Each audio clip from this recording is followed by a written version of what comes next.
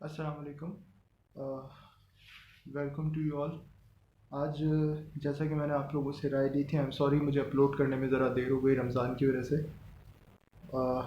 आज हम बात करेंगे जनरल साइंस और एबिलिटी के पेपर के हवाले से। देखिए, जनरल नॉलेज में सीएसएस में टोटल 300 मार्क्स के पेपर्स होते हैं और इसमें 3 पेपर्स हैं 100 मार्क्स वाले।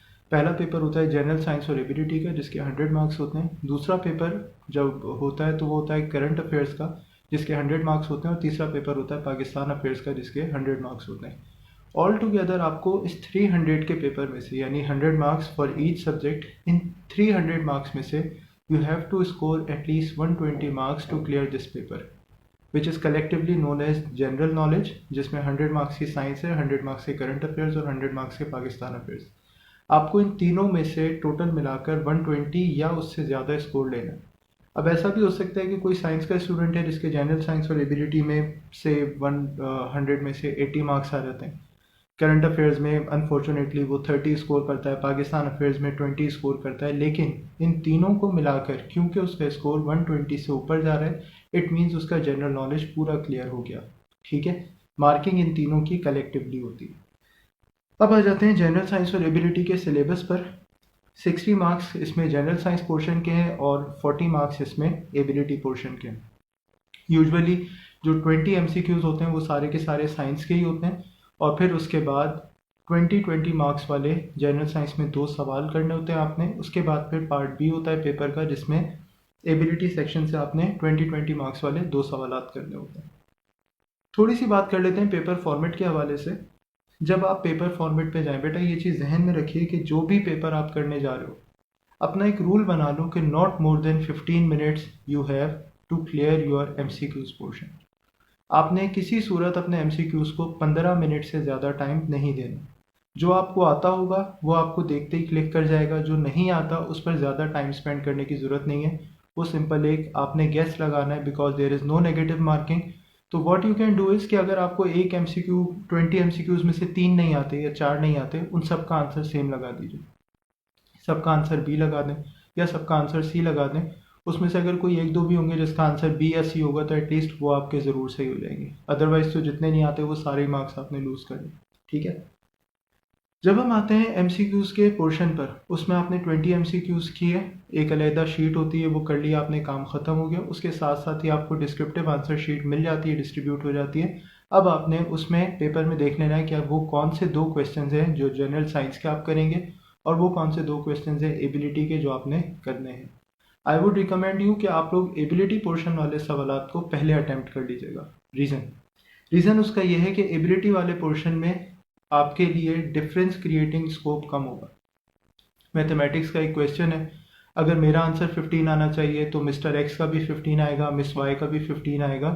हम उसमें कोई चेंज खास क्रिएट नहीं कर सकते। लेकिन जब हम बात करते हैं जनरल साइंस के सवालात की, वहाँ पर डिफरेंस क्रिएट करने का स्कोप है।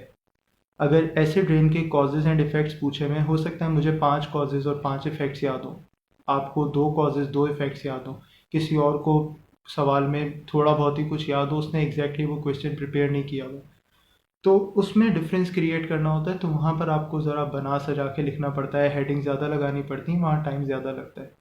एबिलिटी पोर्शन पहले कर लोगे तो उससे ये होगा कि आपने 15 मिनट्स में अपने एमसीक्यूज निपटा लिए। से अगर अगले 1 घंटे में आप अपने एबिलिटी के 2 क्वेश्चन कंप्लीट कर लेते हो, तो अब आपके पास 1 घंटा 15 मिनट स्पेंड हुए, मतलब 1 घंटा और 45 मिनट अभी भी बाकी हैं, and you are left with only 2 question of general science. तो आपके पास काम करने के लिए टाइम ज़्यादा हो जाएगा, आप अपने पेपर को मैनेज अच्छा कर सकेंगे। ठीक है जी, इस चीज़ का ध्यान रखिएगा। सोर्सेज के हवाले से बात कर लेते हैं। मैं, क्योंकि मेरा मकसद किसी की प्रमोशन भी नहीं है, और दूसरा ये कि सिर्फ मैं आपको गाइडेंस प्रोवाइड करना चाह रहा हूँ। किसी भी एकेडमी की कोई सी भी कॉम्प्रिहेंसिव बुक उठा लीजिए जिसमें सारे टॉपिक्स कवर हों, आपको काम कर सकते हैं। मार्केट में एक ही बुक बहुत ज़्यादा चलती है, JWT की, वो आपको आराम से मिल जाएगी। हाँ, ये ज़रूर है कि उसमें लिखा हुआ हर टॉपिक के बारे में मोर देन इनफ है, बहुत ही ज़्यादा लिखा हुआ है। आई वुड नॉट रिकमेंड कि आप पूरा वही रट्टा मारना शुरू कर दें। The thing what you have to do is, मैं आपको रिकमेंड करूँगा कि जनरल साइंस के जो नोट्स आपने बनाने हैं वो आप बनाइएगा point wise. For example, acid rain के कॉजेज़ हैं, उसको आप पॉइंट वाइज याद कर लीजिए। बुक लेने का मकसद सिर्फ ये होता है कि आप हेडिंग्स याद कर लीजिए, उसको समझ लें, लिखेंगे आप ओन वर्डिंग्स में। इसी तरह उसके इफ़ेक्ट्स हैं, सिर्फ हेडिंग्स याद कर लीजिए, लिखेंगे आप उसको अपनी वर्डिंग्स में। इसी तरीके से अगर आपको किसी बायोलॉजिकल ऑर्गन को डिस्क्राइब करना है, ह्यूमन आई के स्ट्रक्चर को डिस्क्राइब करना है, हेडिंग्स याद कर लीजिए, लिखेंगे आप उसमें अपनी मर्जी से ही, अपने टाइम को देखते हुए, अपनी मैनेजमेंट को देखते हुए कि कितना टाइम बाकी है, और आप एक क्वेश्चन को जो 5 मार्क का यूजुअली होता है उसको कितना टाइम दे सकते हो। ठीक है, ये बात हो गई हमारी सोर्स के हवाले से। एबिलिटी की भी सोर्सेज साथ साथ बता देता हूँ। Since I have been teaching for too many years to different classes, तो एबिलिटी वाले पोर्शन के लिए जो मेरी जनरल स्ट्रेटजी थी वो ये थी कि मैंने 8th क्लास की जो मैथमेटिक्स की बुक है, उसके अलावा मैट्रिक सिंध बोर्ड क्योंकि मैंने ज़्यादा पढ़ा है तो सिंध बोर्ड मैथमेटिक्स की बुक, और उसके अलावा ओ लेवल्स की जो मैथमेटिक्स की बुक्स हैं उसमें से रिलेटेड क्वेश्चंस को मैंने प्रैक्टिस किया था। ठीक है, उससे ये होता है कि आपको क्वेश्चन अंडरस्टैंडिंग अच्छी हो जाती है, आप सिलेबस देखोगे, पास्ट पेपर्स देखोगे, उन बुक्स के क्वेश्चंस को देखोगे, तैयारी करना आपके लिए आसान हो जाएगा। बाकी जो कुछ टॉपिक्स रह गए थे जैसे मैंने आपको बताया जहांगीर वर्ल्ड टाइम्स वाली बुक में से मैंने कर लिए थे, और उसके अलावा एक चीज़ मैंने और यूज़ की थी और वो थी किप्स की बुक। अगर आप लोगों को मिल जाती है आराम से तो वो भी आप परचेज कर सकते हैं, वो भी काफ़ी यूज़फुल रहेगी। किसी भी बुक में लिखा हुआ मटेरियल कभी भी इनफ नहीं हो सकता, वो हमेशा आपकी ज़रूरत से बहुत ज़्यादा या बहुत कम होगा। It's your own command on that particular topic, जिसकी वजह से आप अपने सब्जेक्ट कंटेंट को डिसाइड करेंगे। ज़्यादा इसके मामले में कॉन्शियस होने की ज़रूरत नहीं। आ जाते हैं जनाब हम इस चीज़ पर कि पेपर में मैंने